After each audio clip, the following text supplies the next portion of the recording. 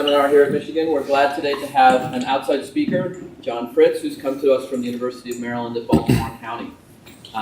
They're doing a variety of things, but I think he's going to tell us mostly about using analytics to give normative information to students, to help them understand what it is other students are doing that they might also want.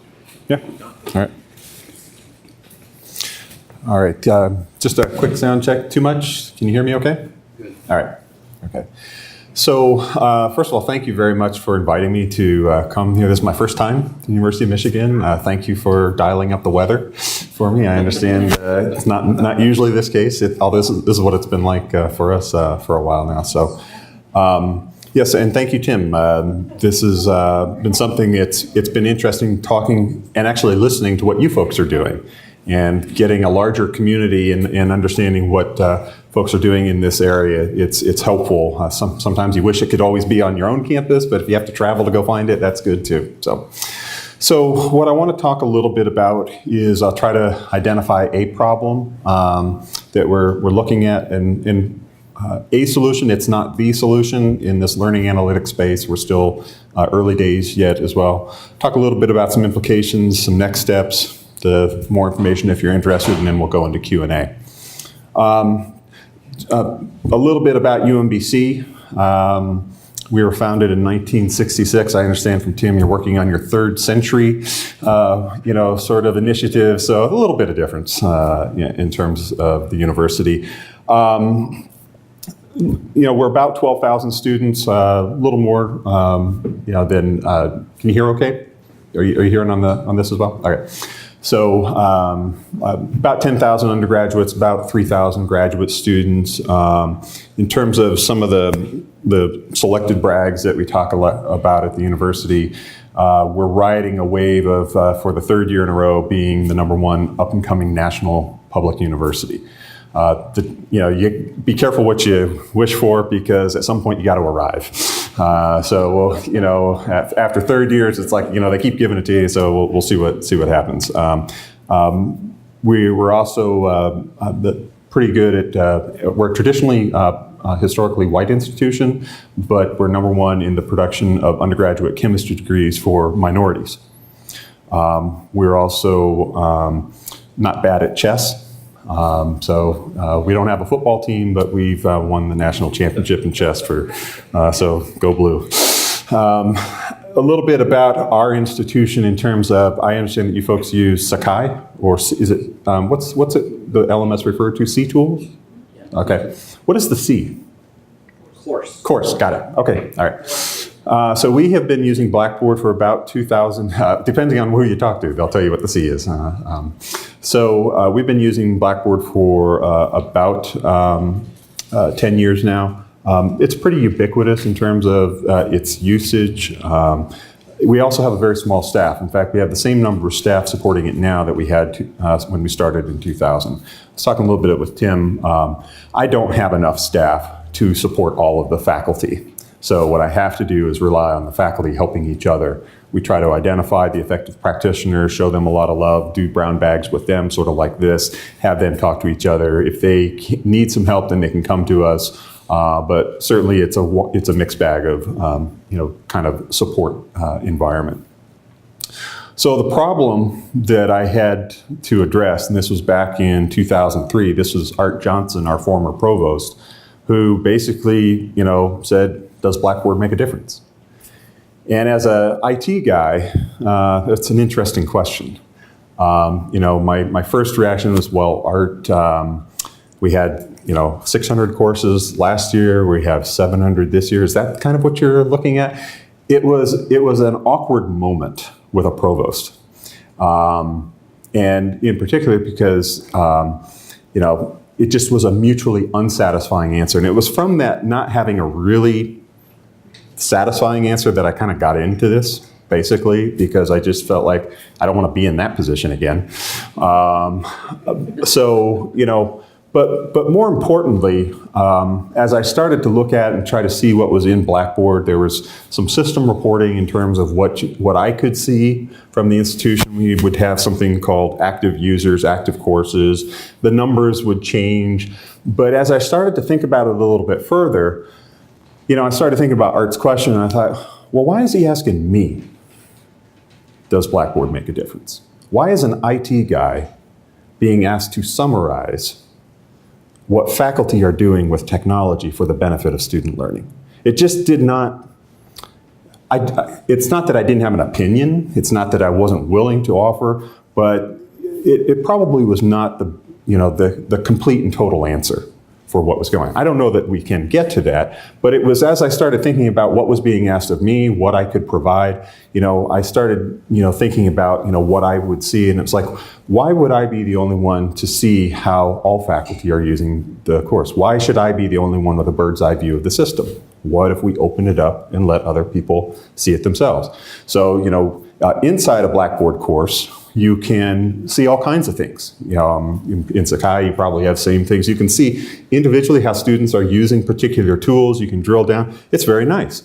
I can see in a particular thing here who's using the grade book or the discussion board. Most of this was announcements. But what I couldn't tell was who's using the discussion board across campus. Who's using it the most? Does it make a difference, in those courses? How do you even get the final grades of students and look at them, compared to the various tools that we're having? So that led to some other kinds of questions, that we were looking at, of how do we, what's the relationship between Blackboard usage and teaching and learning? What tools can we give users to shed light on and improve their own performance within the system? But technically, there's some really difficult challenges with that as well. How do you query the system that people are actually using at the same time? As we started down this, we crashed our system twice in the middle of a semester. I wouldn't recommend doing that. But it was with the best of intentions, because we're trying to study how people use it, but, you crash it, it doesn't work. So we had to deal with, those kinds of things as well. So what I wanted to present to you is just kind of a solution that we had started to look at. Now, I'm going to start with the student view first, and then we'll maybe work backwards in terms of some of the things that faculty can see or that the university can see, and I'll let you decide as to whether it makes a difference or not. So this is our campus web portal. This is actually my dashboard into our Check My Activity tool in Blackboard, so that when I log in, I can see here are all the courses that I'm in, and I can see how active I was and how active other students were. Let me backtrack. Before we even got to this point, we have and continue to publish since 2007 a listing of all courses that we have ranked based on their average students, average hits per student in the Blackboard course. It's not a ranking of quality, it's a ranking of activity. I leave it to faculty to decide what difference, if any, it makes or how they view it. I'll get back to that a little bit later, but it's that sort of average hits per user, very crude measure, admittedly, because there's other kinds of things that we could have looked at. But at the beginning of this, I always had it in my mind, I wanted to be able to show students. I wanted them to be able to see, and then they could decide for themselves whether or not it's useful as well. So it shows the activity. If the instructor in the far right-hand column uses a grade distribution, a grade book, we can then compare the activity itself. Students can get to this inside of Blackboard as well. We built what's called a building block that allows this to show up inside the course or inside the actual Blackboard gateway. And then, if they want to, they can drill down into more information here. Now, on this left-hand column, these are all clickable links. If the students click that, they can see how active they were across all of the different tools inside of the course. And then they can also see how their peers use the course in the same way. The real gold, though, and I've been spending a little bit of time with some others here, and I think you are onto the same thing, is that the grade book is really a key sort of tool that if the faculty post grades, the Check My Activity will allow students to check their own activity with students who got the same higher or lower grade for any assignment. Okay? And in fact, if I wanted to, I can go check my activity in a particular course. Now, as an administrator there, I put myself in courses all the time. So this was an introductory lab science course. I didn't do too well on this particular quiz, and I'll explain to you what this is. So this is a grade distribution for an individual quiz. My score is in red. The hits are aligned there. It shows me the number of users who got the same score as me, and also shows me the number of hits, average hits, the sessions, and then the average sessions as well.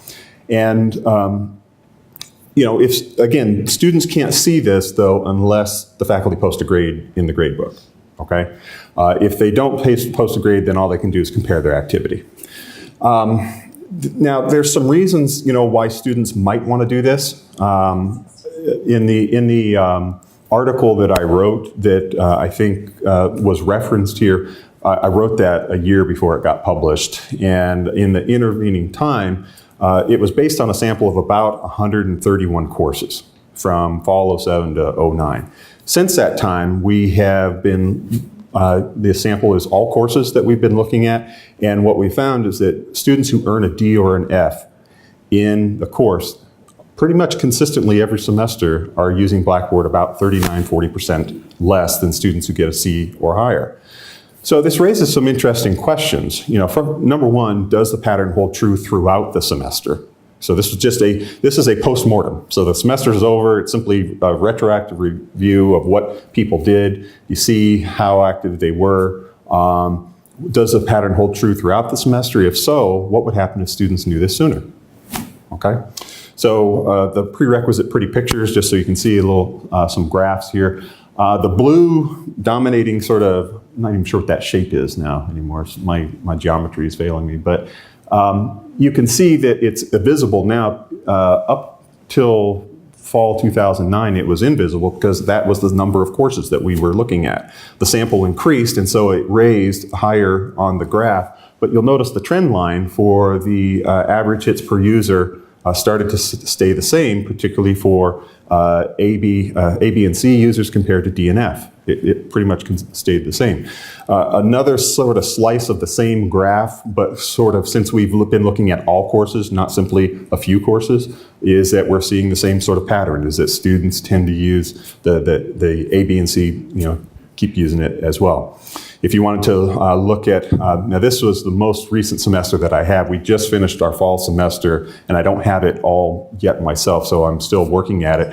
But what you see pretty consistently is this sort of stair-step model, if you will, of how students are using the course management system. So, this has been interesting to me for a while. Now, back when we were first starting doing this, I started interviewing students and doing some surveys and talking to them. So that same course that I didn't do very well in, which was sort of my dummy data, I know the prof pretty well, and I asked, can I ask your students about what they think about this and, how they've used it? And so I would ask students, how would you describe this? And what I have found is that these answers are pretty consistent as I have asked these questions throughout the semesters, is that about 28% are surprised by what they found when they compared their own activity to others. 12% sort of said, it confirmed what I already knew. But there's about 42% say I'd have to use it more to see. Now, like our president, I tend to round up. And so I'm optimistic enough to say that about 70% are at least willing to use it once, okay? So that was sort of interesting to me. When I did ask another question that said, well, if you had access to a grade distribution report for past assignments, would you take a look at it before future assignments are due? And the numbers went up a little bit more. Now it was 54% would be more inclined. In fact, what was hard, though, is while I would hear that people were interested in it, I was having a hard time getting students to actually use it. We had this tool for a long time. Yes? I'm sorry, 2 slides back with those percentages. Yep. Did you go back and correlate that with grade in the course? No. So in other words, are the A students the ones who said it confirmed what I knew, and the No. C or D students the ones who were surprised? No, we've not done that yet. Okay. This was early on when we were still just trying to get a sense of it. I'll get to this in a sense, but one of the things that I'm interested in is talking to people who use the tool without being introduced to it. So in other words, when I have gone to a class and asked, tell me how you might use it, I don't know if I'm getting a I don't know if people are telling me what they actually do. And so I'm working on some sort of qualitative surveys as well, but I haven't actually done that. In fact, I would just say that generally, I'm still sort of getting my arms around the quantitative analysis, that the qualitative data I haven't really gotten to as well, which is something I'll get to in a second. So back in, I believe this was in 2009, 2010 semester, we'd had this tool. People were telling me that if they had it, they'd use it. But when I tried to see if people were using it, it just wasn't happening. So in October and March of our academic year, every weekend in those months, I would put up a link to the tool, say you can use it. I put it up on a Friday night, take it down on a Monday morning. I figure faculty aren't using the course management system. The students were, and the usage kind of shot through the roof. In fact, to the point, what we were finding is that we were getting about 2,000 hits a week. 80% of the traffic was by repeat users. Nobody else can get to this except through the university login. And so I thought, well, why are they coming back? What's going on there? When I started to look at the spring 2011 semester, so this is not the Blackboard tool, this is the Check My Activity tool that I just showed you. What I was finding is sort of the rich are getting richer again. Is that the students who tend to do well tend to avail themselves of different tools that help them, use those kinds of things.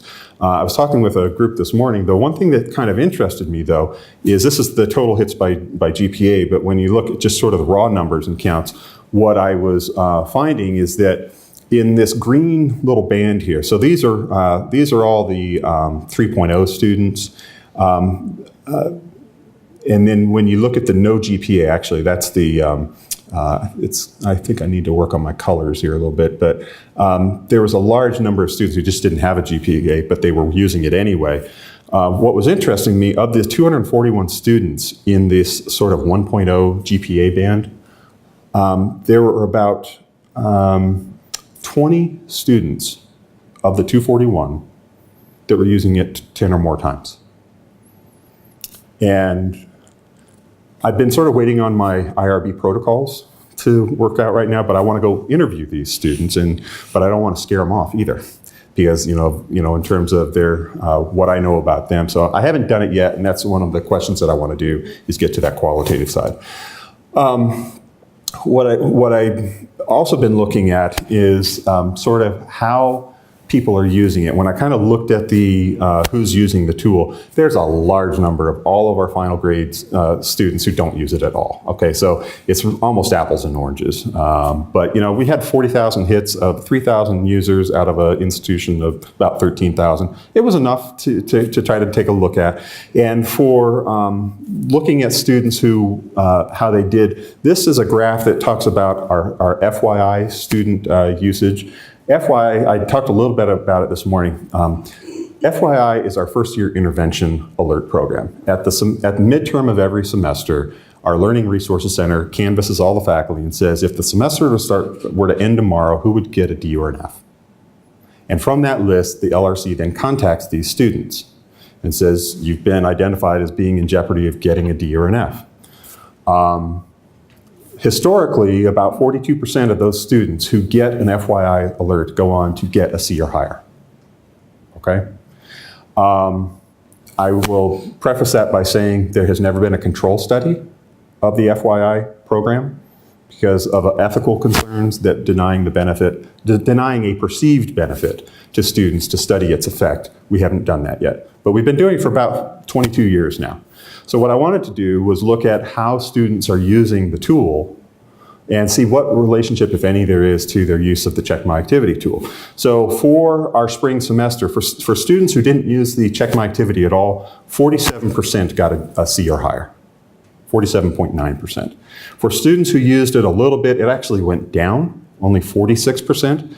But for students who used it 3 to 10 times, they increased their C or better pass rate to 49.2%, almost 2 percentage points above what no usage was. And then for students who were obsessive about it, 62%.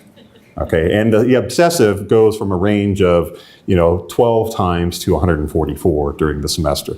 What I don't have right now is it is tracked in the system. I do have a date and time stamp, but I didn't have it in for this. So I don't have something that says, here's the FYI, and then here's what their subsequent use of the check my activity was, which is something I think I should do, but I just didn't have it in the data set. Okay? So a little bit about sort of implications, and then we can kind of move on to some other things here. So, we've been talking with a lot of folks here about, how do you motivate students to want to do better, to be honest about their weaknesses, their strengths, and to help facilitate self-regulated learning. That's the kind of thing that I'm interested in with our Check My Activity tool. And so, we've been looking at, a number of other things that, we might do. So one of the things I'll mention is as we have been supporting faculty who are going into online or hybrid, one of the sort of principles that you hear a lot in sort of hybrid or online teaching is that as you go more online, you put more of the responsibility of learning onto students. Because it's harder to be the sage on the stage when there's no stage, okay? When it's simply the platform. So how you design the course is really important. And I want to give you an example of a faculty member who has sort of done this. So this is Tim Hardy from Economics 122. He's a part-timer adjunct. The graph that I'm showing you is sort of, remember I was talking about the ranking of courses based on average hits per user in a course? Well, this is Tim's Econ 122 course, and when he started working with us in spring of 2009, he was okay, but in terms of his rank within the discipline, it was, I think he was 700th out of maybe 1,400 courses.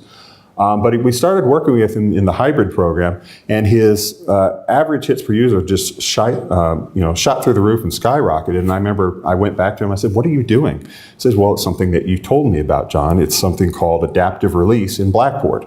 I don't know if you have something equivalent in Sakai, but adaptive release is basically you can set preconditions that students must meet before they can even see the link, let alone click on it, to complete an assignment. So for an example, Tim does what's called a syllabus quiz that the students must take and pass before they can see the first assignment that they have to turn in for credit. And he's built his entire course this way. This is an example of the kinds of things that you can do in adaptive release. Basically, it'll allow you to have criteria based on membership. You can do it based on date, but the key is that you can also do it by grade. So you can set, a minimum grade that a student must achieve before they can then go on and even see the link for the next assignment, let alone complete it. So as you can get a sense, he sort of built his entire course this way. His students absolutely hate it, okay, because it's an unyielding taskmaster. But his students are scoring 20% higher on the department's common final exam that Tim does not administer, see, develop, and is required to pass the course. This is in an accounting course, basic accounting, first-year accounting course. He's taught this course both face-to-face, hybrid, online. It's actually better online, the pass rate. But he said he's only had one student who's done all of the steps and jumped through all of the hoops who didn't pass the test.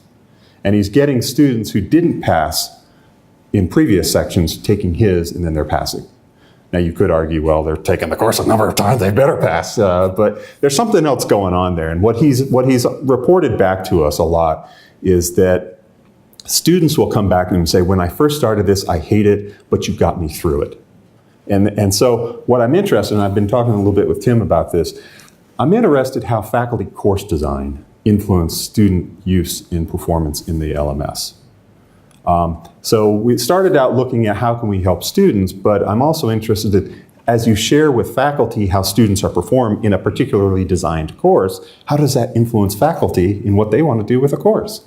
Because I think if I could do one thing, it'd be I'd like to sort of depoliticize the LMS. The students, say, or the faculty think, well, this is a complete reflection on me. It doesn't have to be that way. It can also be a reflection of the students if we'll show them their own data. Likewise, if we do the same with you. So again, some sort of implications of what I'm looking at. Some of you've seen these before, but the 7 principles of good practice in undergraduate education. You start to see why these things make sense. Particularly frequent feedback, time on task. How do we use the technology to create environments that facilitate students having those kinds of experiences? So I want to talk a little bit about sort of next steps of what we're looking at. Some of you may be familiar with some of the emerging literature on learning analytics. Goldstein in 2005 kind of put forward these sort of 5 stages of analytics on campus and what's happening. The first stage is just trying to get your hands on the data. The next is sort of the analysis, and then you go to sort of what-if scenarios. Everybody's really hot to trot about sort of predictive modeling and simulation. What you don't often hear a lot about, but is sort of that final stage, is what do you do with the information that you find? How do you intervene? What are the automatic triggers and alerts? So, Goldstein, was looking at 370 plus campuses in 2005. Found that, about 70% were still at the stage 1 extraction stage. 4 years later, his colleague Janowski did the same survey and found we hadn't got much better.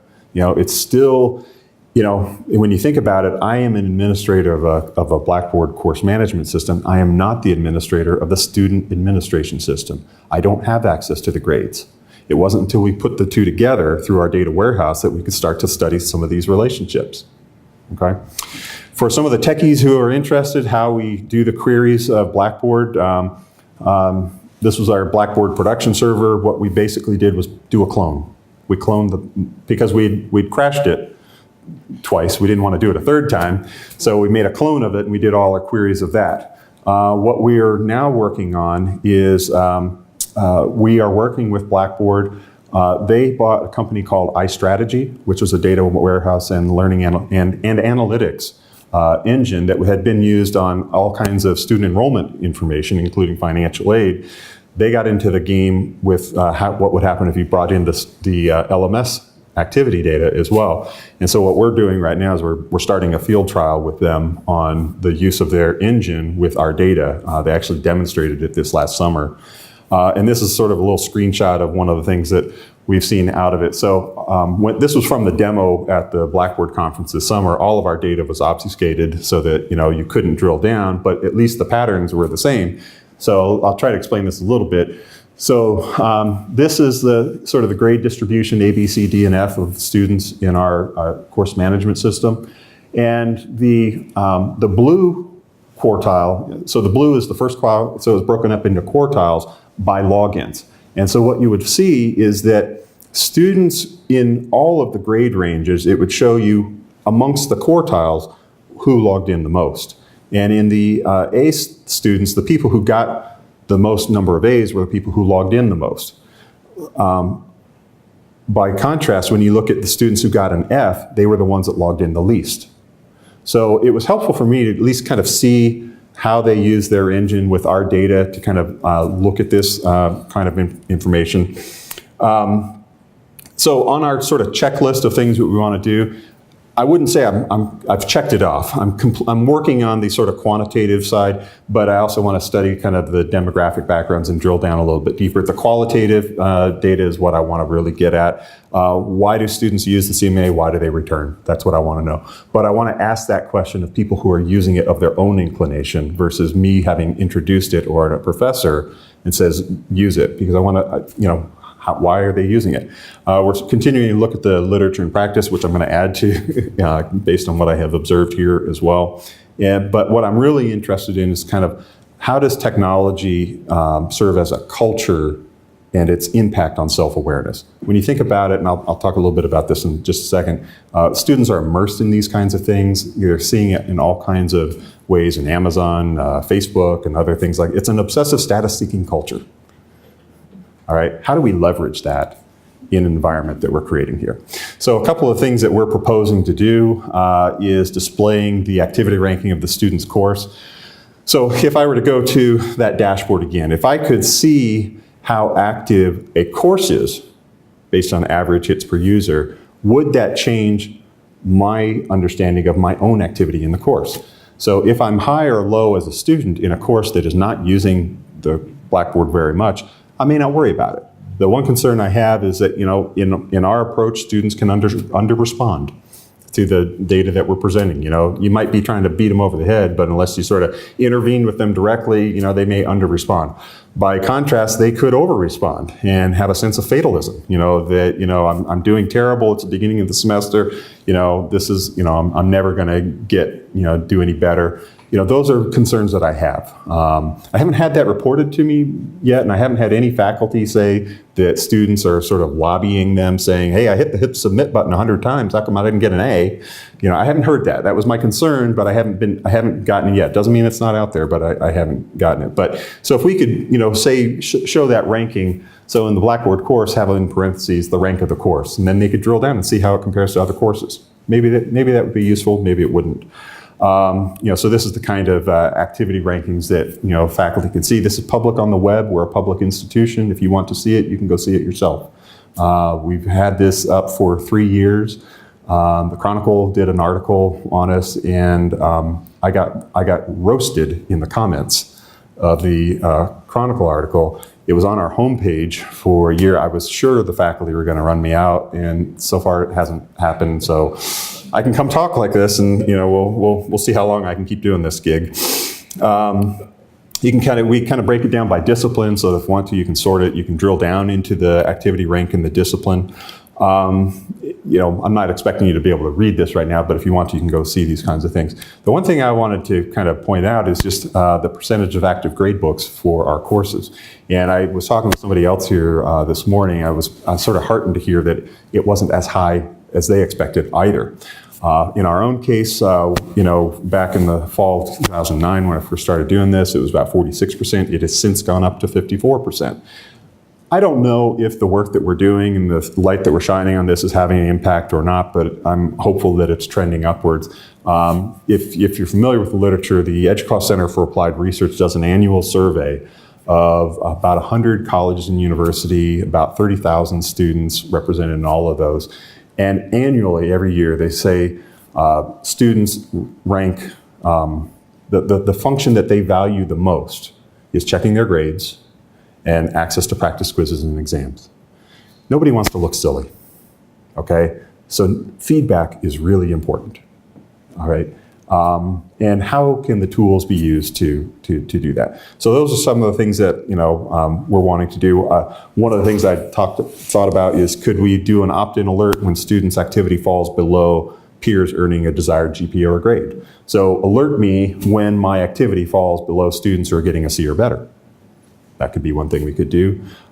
We could share monitoring rights. So we could say to a student, if there's somebody that you trust and you want to sort of broaden the community, you could delegate monitoring rights so that you could alert them too. And then they could kick you in the butt and say, hey, what's going on?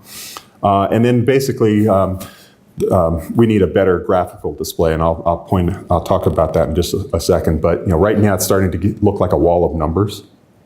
And I don't know that that's really working for everybody. I think we're sort of pushing that interface as best we can. Just so you know, a couple of folks who I'm watching right now, I'm going to add others here from Michigan onto this list as well.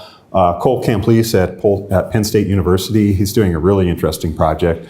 He's not using a learning management system at all. He's looking at they have a single sign-in user ID to their Confluence, Wiki, and movable type blogs that are both authenticated and public. But by having the single sign-in user ID, he can now correlate the student activity to the GPA. And what he's finding is some similar sorts of trending that I'm seeing as well, is that students who post and comment tend to be students who have higher GPAs. The one thing I didn't say it earlier, but I always try to preface, I'm not interested in how Blackboard makes good students, but I am interested in how good students use Blackboard and what, if we shared that information with all students, what impact it might have. Another person who I saw about a year ago this time was David Wiley from Brigham Young. This is sort of getting back to sort of the better graphical user interface. And what I wanted to do is just share, it's a snippet from a talk that he gave. You can't see him particularly well. The sound is very low. I'm going to try to pump it up as best I can. But I think, and as you look at this display, you start thinking about what you might be able to see yourself. So let me see if I can raise this up a little bit. There we go. Pump this up. All right, we'll hope for the best here. This is a visualization that we call a waterfall. Can you hear it enough? Let me explain very briefly to you what it is. So, left to right, it's too small to read at the very bottom, but on the left it says August, on the right it says January. This is data from a high school. And each column is a day during the semester. So each column with little water drops there is one day. So immediately, like on the far right, you can see Christmas.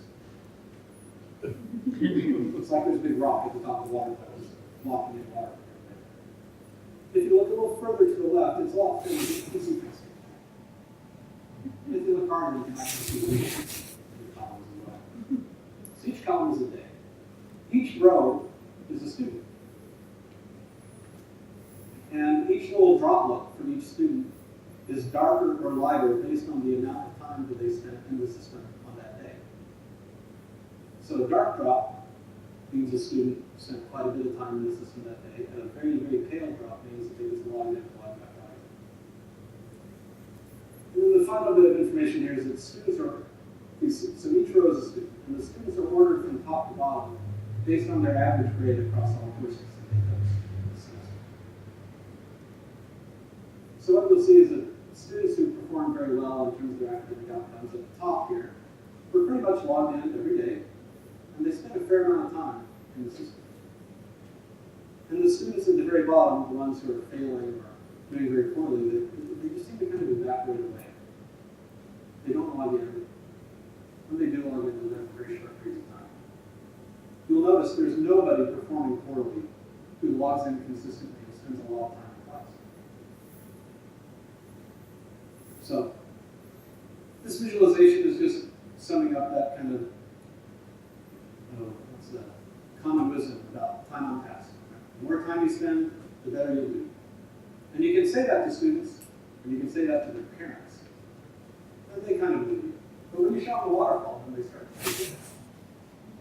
In the same way that there's nobody failing who logs in every day and spends time in the system, you see there's nobody getting a really good grade who never logs in and logs in 5 minutes a day. People who succeed are working. People who are failing aren't. And to generate a visualization like this takes quite a bit of data. And we're capable of capturing that data, but we tend not. So we've been refining this visualization for a while. This other one is very new. In fact, this is the first time it's been seen in public. Right now I'm calling it academic DNA, but I don't know what else to call it. Maybe you can come up with a better name for it. So in this high school that I work with, one of the things that teachers do with data is they take all the students in their class and they break them up by decile.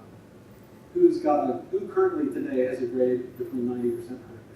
Who has a grade between 80%, 90%, 70, 80, etc. And then they use the category that the students fall into to decide how much time to spend and dedicate reaching out to them.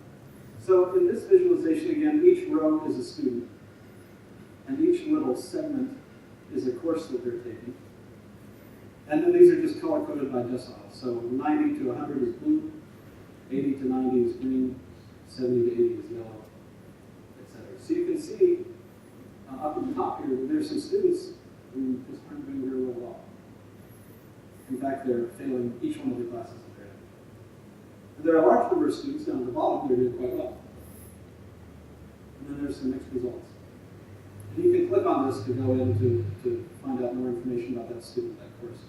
But again, it's just a way of visualizing kind of the overall performance. What's happening in this. This is a school right now. I think I'm going to just press on here because I want to move on to one other example. How many of you are familiar with the Khan Academy? What I wanted to do is just share a clip from Sal Khan's TED Talk back in March, I believe it was, particularly in how they're using data visualization, primarily for the coaches of students who use this. For those of you who may not be familiar with Khan Academy, it's sort of a YouTube sensation that has developed where he was tutoring his cousins in New Orleans. He was living in Boston. So what he put up were, short 10-minute YouTube videos on different subjects that they were studying. And what he found is that they kept playing him over and over again, and that they would learn from that. He has since gone on to add a bunch of practice exercises or assignments that students can do. And what I want to do is show you a clip from this where he talks about how they've been using this in the Los Altos School District to what's called flipping the classroom, where the students are watching the YouTube, but then they're coming to class to do the homework. So it's kind of an interesting. Now this is much louder, so I may have to just pump this down just a little bit, but let's see how this goes. But what we want to do is use the natural conclusion of the flipping of the classroom that those early teachers had emailed me about. And so what I'm showing you here, this is actually data from a pilot in the Los Altos School District, where they took 2 5th grade classes and 2 7th grade classes and completely gutted their own math curriculum. These kids aren't using textbooks, they're not getting one-size-fits-all lectures, they're doing Khan Academy, they're doing that software for roughly half of their math class. And I want to make it clear, we don't do this as a complete math education. What it does is, and this is what's happening in Los Altos, it frees up time. This is the blocking and tackling, making sure you know how to do the system of equation, and it frees up time for the simulations, for the games, for the mechanics, for the robot building, for the estimating how high that hill is based on its shadow. And so the paradigm is the teacher walks in every day, every kid works at their own pace, and a teacher this is actually a live dashboard from Los Altos School District, and they look at this dashboard. Every row is a student, every column is one of those concepts. Green means the student's already proficient, blue means that they're working on it, no need to worry, red means they're stuck. And what the teacher does is literally just says, let me intervene on the red kid. Or even better, let me get one of the green kids who are already proficient in that concept to be the first line of attack and actually tutor their peer.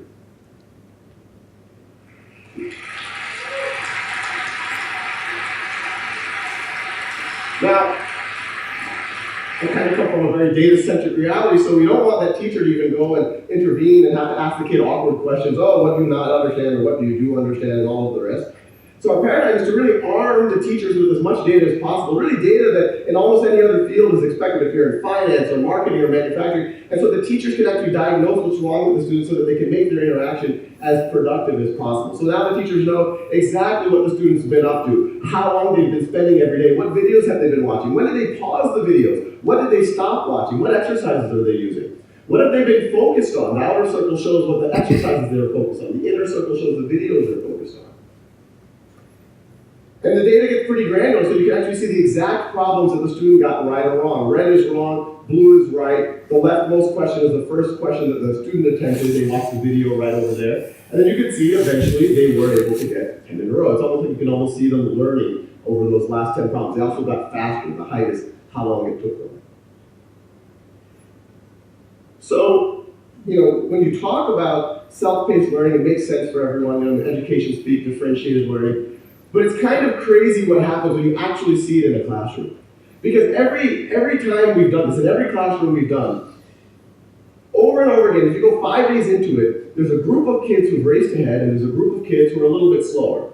And in a traditional model, if you did a snapshot of something, you say, oh, these are the gifted kids, these are the slow kids. Maybe they should be tracked differently. Maybe we should put them in different classes. But when you let every student work at their own pace, and we see it over and over and over again, you see students who took a little bit extra time on one concept or the other, but once they get through that concept, they just race ahead.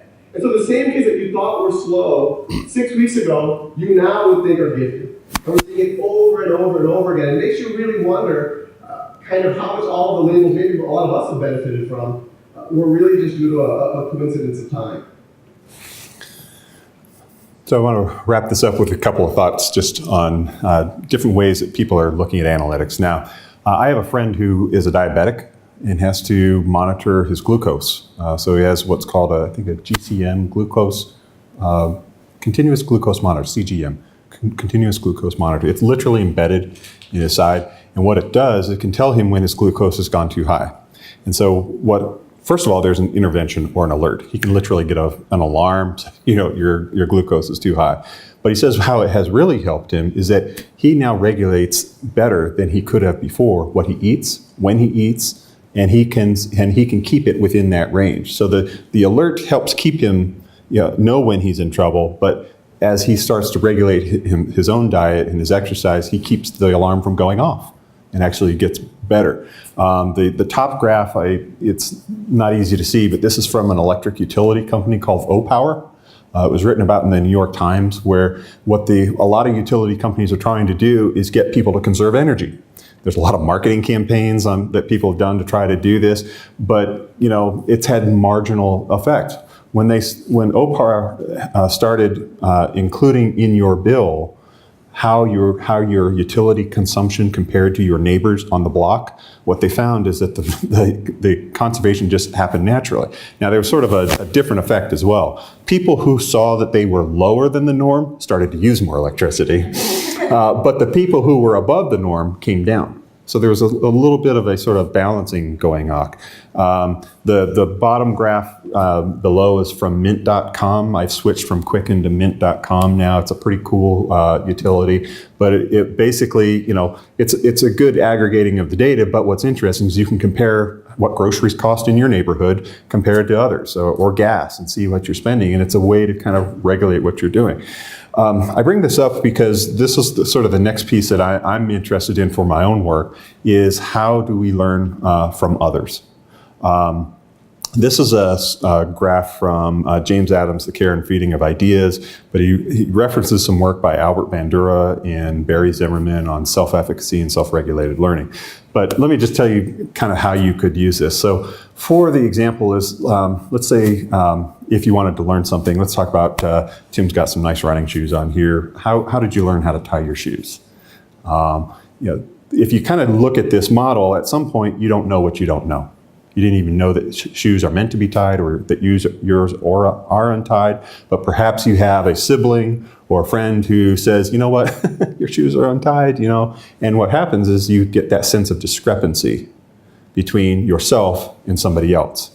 So now all of a sudden you go from sort of being unconsciously incompetent to now consciously incompetent.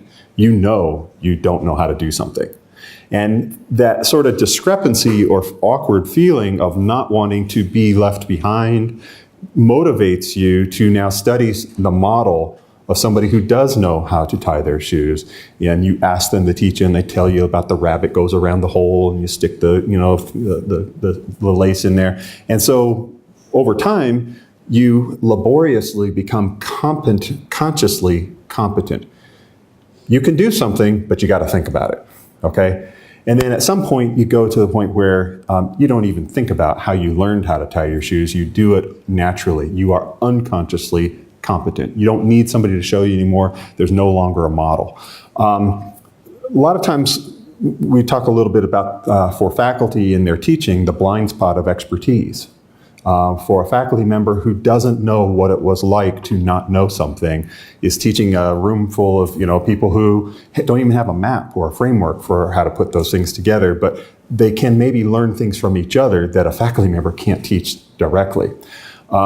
This sort of plays into an idea that I've been interested in from Albert Bandura, the social cognitive theory of learning. Some of you may be familiar with this. I'm still kind of getting my arms around it, but basically the idea is that you have this triad of the individual, their behavior, and then the environment that they are surrounded by. And as you look at how people's behavior changes, they're very much influenced by peers.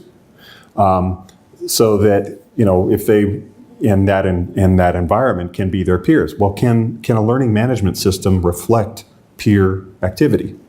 Can we reflect back to students how they are, using a tool? As one of the things I was talking about earlier is, can activity be a proxy for engagement? If so, then if you compared it to others, what would that teach them? Barry Zimmerman from the City University of New York talks about self-regulated learning, sort of these 4 stages. It's very similar, I think, to the kind of tying your shoes box, where you observe somebody who you recognize is a peer to you, whether because they're similar to you or because they exhibit a skill or model that you desire for yourself. You try to emulate that. You then try to self-control or master that, and then you go on to self-regulate. What's interesting in Zimmerman's work at CUNY, he was working with remediation of students in both math and English. And one of the key things he found was that the first step was that the students had to own the problem. They had to be intervened with, and to the point where they would take ownership of the problem. They may not be able to fix it, but they knew that it wasn't because the professor was out to get them. It wasn't because the textbook was too hard. It was because they had a deficit. And then the second step was they were persistent in very focused, structured activities to remediate the skill deficit that they had. In the example that I talk about with our Check My Activity, I'm looking at sort of global, sort of trends at the institution that might help raise awareness, but I can't drill down into the content. I can't help the student on that. But how the course is designed could complement what we can be saying to students on a global perspective, in terms of all the courses, not just one. If you're interested, you can learn more about our work at this web address, the main web address, www.umbc.edu/blackboard/reports. It's starting to spin out now beyond Blackboard itself. We're now looking at rooms like this that have fixed data projectors and how faculty use them. We can now look at the data of when the projector is turned on and see the usage and tie it to particular courses and instructors, not buildings and rooms. And that's actually been helpful because we're struggling with how do you invest in all of the infrastructure? Where is it being used? Can we talk with faculty who are using it? We haven't correlated student grades. I don't know if we will at this point. I don't want to reduce everything down to a click or a hit, but it's at least a starting point that we might look at. And with that, if you have some questions, I think we can go on to that now, and my contact information is here. So thank you. All right, questions?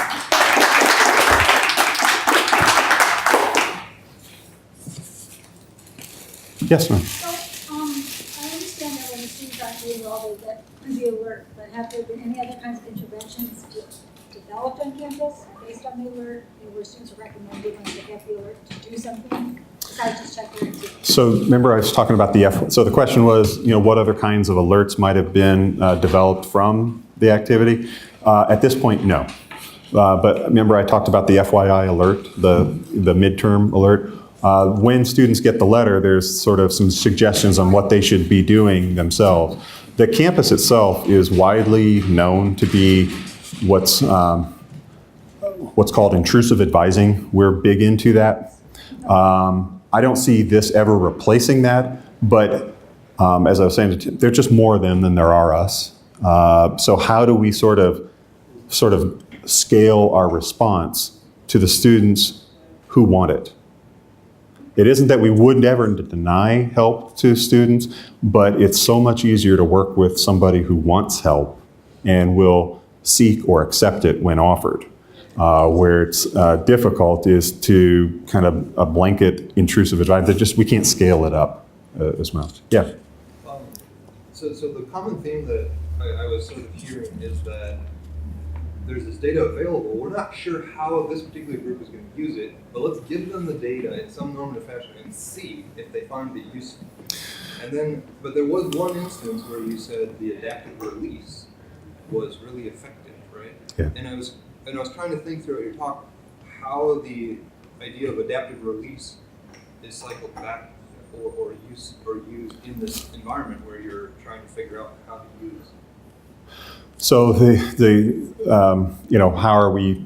I'm only repeating this just for the benefit of for the camera, but how do we leverage the different tools that we're doing, in particular adaptive release, and present those kinds? Well, in particular, the concept of adaptive release, what you've learned about it, liked about it, or it seemed like it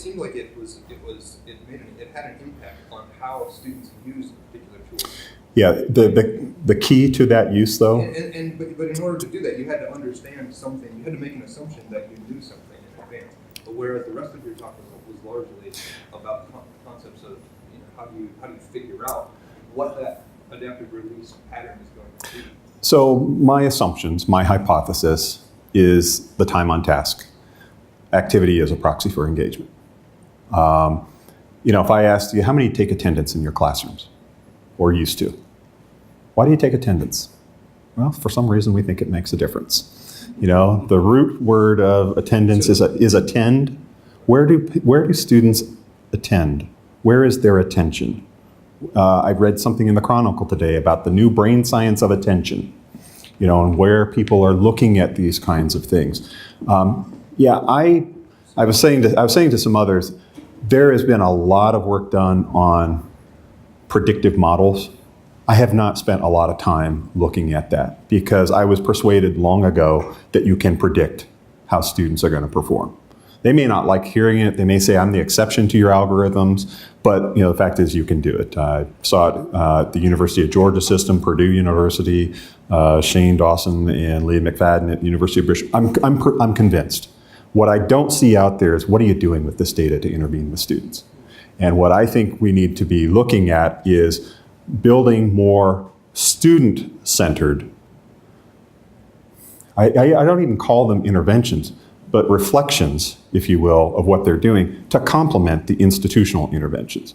Vincent Tinto, the sort of father of student retention and success in leaving college, says, you know, institutions alone cannot be responsible for student success. Students share some of this responsibility. Okay, well, if that's true, what are we doing to facilitate that? So would you agree with the statement that to engage the students in these in this process, that the adaptive release was something that you feel has been a way to? I will say this, and I can't prove it, but I think as I have been shining the light on Tim's example on our campus and beating that drum a lot. I like to think that more people are using it. I need to get to the data warehouse to see if that's actually the case. I think our gradebook usage has increased, somewhat. You know, you go on assumptions all the time, and I'm willing to kind of lay my biases bare and let people kind of critique it. But